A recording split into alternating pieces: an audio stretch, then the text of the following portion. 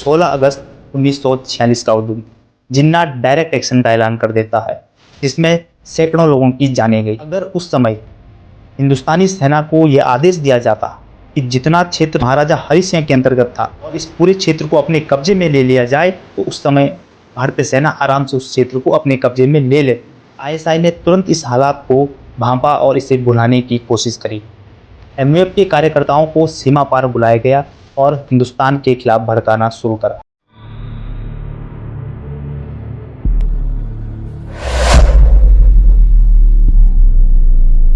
जम्मू कश्मीर भारत का एक ऐसा केंद्र शासित प्रदेश जिसे धरती का स्वर्ग कहा जाता है, जहां कभी हिंदू और बौद्ध धर्म का केंद्र हुआ करता था।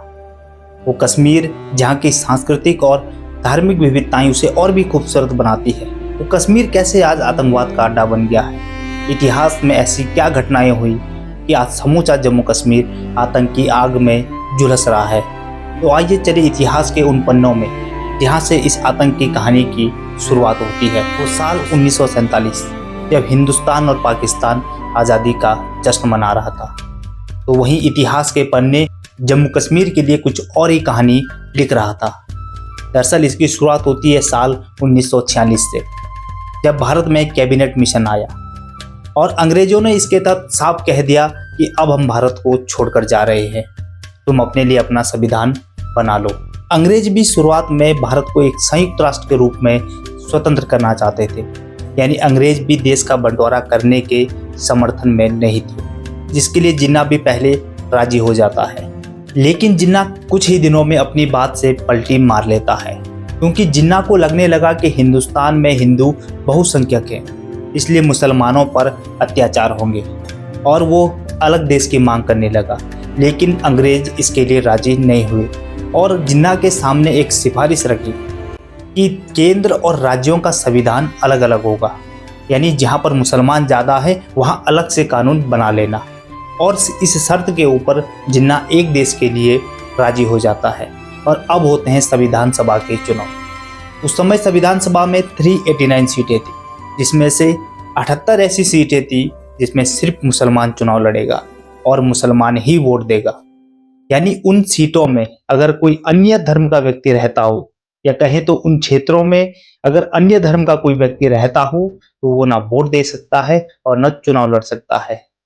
इन 78 सीटों में से जिन्ना अकेले 73 सीटें जीत गया। लेकिन जिन्ना को यहाँ पर भी शांति नहीं मिली और जिन्ना फिर अपनी बात से पलट जाता है। अब जिन्ना को लगने लगा कि मैं 73 सीट तो जीत गया, लेकिन देश में अगर मुझे कोई कानून बनाना हो या रद्द करना हो, तो वो पावर मेरे पास नहीं रहेगी। अब जिन्ना दोबारा अलग देश की मांग करने लगा, लेकिन अंग्रेज अभी भी अपनी बात पर अड़े थे कि हम देश का बंटवारा नहीं करेंगे। पर जिन्ना इस बार पूछ नहीं रहा। जिन्ना का कहना था कि मैं आपको बता रहा हूँ। और फिर 16 अगस्त 1946 का वो दिन जिन्ना डायरेक्ट एक्शन का ऐलान कर देता है, जिसमें सैकड़ों लोगों की जानें गई। कांग्रेस दबाव में आकर सबसे पहले सरेंडर करता है और बंटवारे को मंजूरी दी। फिर आता है माउंटबेटन का 3 जून 1947 का प्लान, जिसके तहत भारत और पाकिस्तान के रूप में 2 स्वतंत्र देशों की स्थापना की रूपरेखा तय की गई। अब ये तय हो गया कि हिंदुस्तान 2 हिस्सों में बंटेगा, एक पाकिस्तान और एक हिंदुस्तान। लेकिन जो रियासतें थी उनको ऑप्शन दिया गया, या तो हिंदुस्तान में या पाकिस्तान में जाओ। और अब शुरू होती है दौड़ रियासतों को अपनी ओर खींचने का। एक तरफ जिन्ना और दूसरी तरफ कांग्रेस। कांग्रेस की तरफ से इस ऐतिहासिक काम की जिम्मेदारी सरदार वल्लभ भाई पटेल को सौंपी गई और सरदार वल्लभ भाई पटेल और बीबी मेनन जी ने अपनी कूटनीति से लगभग सभी रियासतों को भारत में विलय करवा लिया था। लेकिन एक ऐसी रियासत जो ना हिंदुस्तान में विलय करना चाह रही थी और ना पाकिस्तान में, उसने निर्णय लिया तटस्थ रहने का, यानी स्वतंत्र रहने का। कश्मीर के उस समय जो शासक थे वो महाराजा हरि सिंह थे। वो एक हिंदू शासक थे, लेकिन कश्मीर मुस्लिम बहुसंख्यक था और पाकिस्तान इसीलिए चाहता था कि जम्मू कश्मीर का विलय पाकिस्तान में हो। और जब वहाँ के शासक ने तटस्थ रहने का निर्णय लिया तो पाकिस्तान को ये नामंजूर हुआ और इसी को देखते हुए पाकिस्तानियों द्वारा 22 अक्टूबर 1947 को इतिहास का पहला हमला कश्मीर पर किया गया था। यह हमला पाकिस्तानी सेना द्वारा नहीं बल्कि कबायली लड़ाकों द्वारा करवाया गया था। ये लड़ाके बारामुल्ला से श्रीनगर तक पहुंच चुके थे। अब कश्मीर के शासक को ये आभास होने लगा कि कश्मीर धीरे धीरे उसके हाथ से फिसल रहा है। अब हालात बिगड़ चुके हैं और वो तुरंत भागता है हिंदुस्तान की सरकार के पास सैन्य मदद के लिए। लेकिन भारत सरकार एक शर्त रखती है कि पहले कश्मीर का विलय हिंदुस्तान में करो, उसके बाद हम मदद करेंगे। और फिर 26 अक्टूबर 1947 को विलय पत्र यानी इंस्ट्रूमेंट ऑफ एक्सेशन पर हस्ताक्षर किए गए और अब कश्मीर भारत का अभिन्न हिस्सा बन चुका था। सेना को आदेश दिए गए आक्रमणकारियों के ऊपर एक्शन लेने के लिए। अब आर्मी एक्शन मोड में थी और भारतीय सेना ने लड़ाकों को खदेड़ना शुरू किया। लेकिन तभी एक और आदेश आता है कि जो जहां पर है वहीं पर रोको। यानी आदेश दिया गया कि पाकिस्तानी जो लड़ाके हैं, पाकिस्तानी जो आतंकी हैं, वो जहां पर है उन्हें वहीं पर रोको। आगे इस मैटर को यूएनओ देखेगा और यही इतिहास की सबसे बड़ी भूल थी, जिस कारण आज भी कश्मीर आतंकवाद को झेल रहा है। क्योंकि अगर उस समय हिंदुस्तानी सेना को यह आदेश दिया जाता कि जितना क्षेत्र महाराजा हरि सिंह के अंतर्गत था, इस पूरे क्षेत्र को अपने कब्जे में ले लिया जाए, तो उस समय भारतीय सेना आराम से उस क्षेत्र को अपने कब्जे में ले लेती और हमेशा के लिए यह मसला खत्म हो जाता। लेकिन इस एक गलती के कारण जम्मू कश्मीर आज भी आतंकवाद को झेल रहा है। ये कश्मीर पर पहला घाव और स्थायी घाव था, जिसके बाद कश्मीर फिर कभी शांत नहीं रहा। आज़ादी के बाद शेख अब्दुल्ला को सन 1953 में प्रधानमंत्री के पद से बर्खास्त कर दिया गया। उन पर आरोप लगे भारत से अलग होने के साजिश के। लेकिन कश्मीरी मुसलमानों को ये हजम नहीं हुआ, क्योंकि उस समय कश्मीरी मुसलमान अगर सबसे ज़्यादा किसी पर भरोसा करते थे तो वो शेख अब्दुल्ला थे। और उन्हें लगने लगा कि हिंदुस्तानी लोग या भारतीय सरकार अब उनके ऊपर भरोसा नहीं कर रहा है। और यही सोच धीरे धीरे पहली बार अलगाववाद की आग को हवा देने लगी। इसके बाद 1965 में पाकिस्तान ने ऑपरेशन जिब्राल्टर के तहत अपने प्रशिक्षित लड़ाकों को घाटी में भेजना शुरू करा।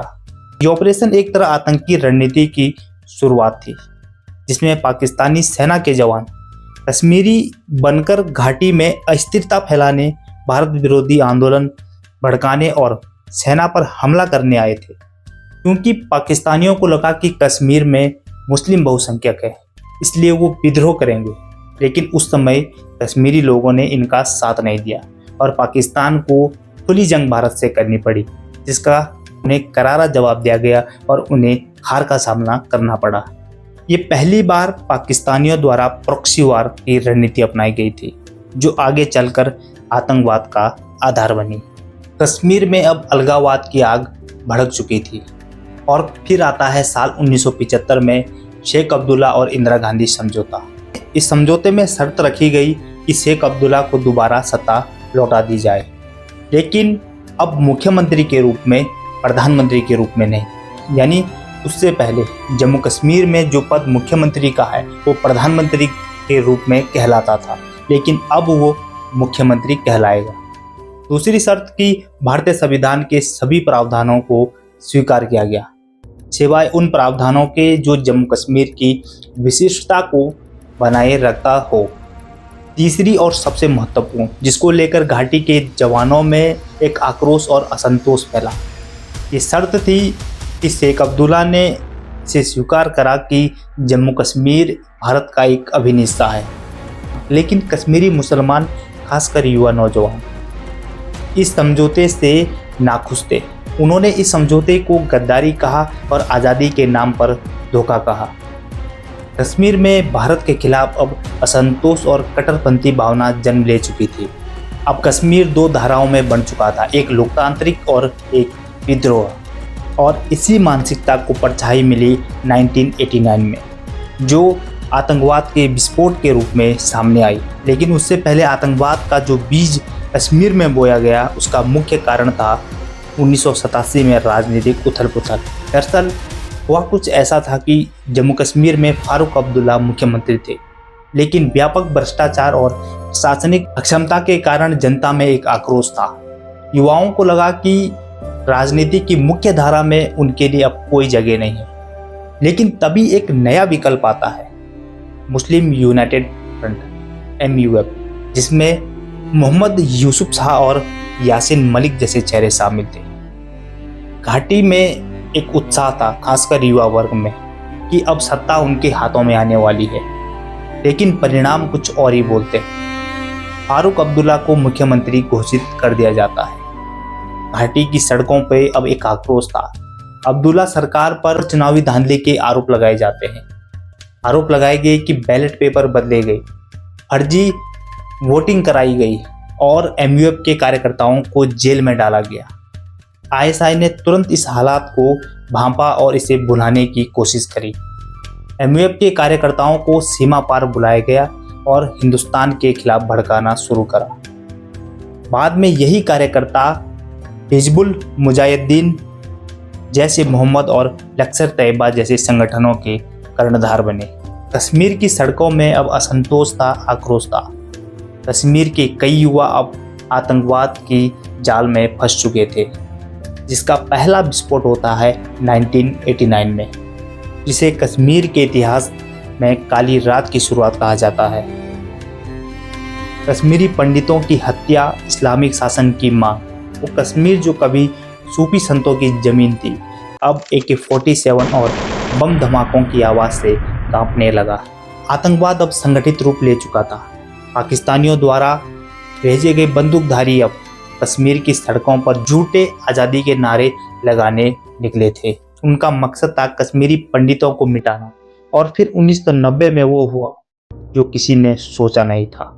लाउड स्पीकरों पर धमकियां दी गई, या तो इस्लाम कबूल करो या कश्मीर छोड़ो या मरने को तैयार हो जाओ। और फिर लाखों कश्मीरी पंडित अपने ही देश में रातों रात शरणार्थी बनकर रह गए। इस घटना के बाद आतंकवादियों के हौसले बुलंद हो चुके थे और फिर उन्होंने एक के बाद एक घटना को अंजाम दिया। यानी वो जगह जो कभी टूरिज्म के लिए मशहूर थी, अब वो डर का पर्याय बन चुका था। साल 2000 में अमरनाथ यात्रियों पर हमला और 2001 में कश्मीर की विधानसभा पर हमला। ये हमला किसी इंसानों पर ही नहीं, ये हमला था हिंदुस्तान की आत्मा और लोकतंत्र पर। और फिर अनेकों ऐसी घटनाएं जिसने कश्मीर और कश्मीर के लोगों को दहलाया है, फिर वो उरी का हमला हो या पुलवामा का हमला। इसके बाद भारत सरकार ने एक महत्वपूर्ण फैसला लिया, कश्मीर से धारा 370 को हटाना। अब कश्मीर में अलग से कोई संविधान नहीं है। जो संविधान पूरे हिंदुस्तान के लिए लागू है, वही कश्मीर में लागू होगा। भारतीयों के मन में एक उम्मीद जगी कि कश्मीर में अब शांति होगी, लेकिन साजिश अब भी जारी है। अब दुश्मन चेहरे बदल लिया, आम कपड़ों में, आम लोगों जैसे, लेकिन मकसद वही, टारगेटेड हमले। अब आतंकी पहले जैसे नहीं थे जो AK-47 लेकर घूमते हैं। अब या तो स्कूल में पढ़ाने वाले या बैंक में काम करने वाले, और फिर अचानक गोलियां चलाना शुरू करते हैं, जैसे पहलगाम में हुई, जहां टूरिस्टों को निशाना बनाया गया। तो ये थी जम्मू कश्मीर के इतिहास की वो कहानी जिसने उसे आतंकवाद के दलदल में धंसाया है। लेकिन अब सवाल ये है कि आखिर कब तक कश्मीर और कश्मीरी लोग आतंकवाद को झेलते रहेंगे? आखिर कब तक आतंक की कहानी कश्मीर की वादियों में गूंजेगी?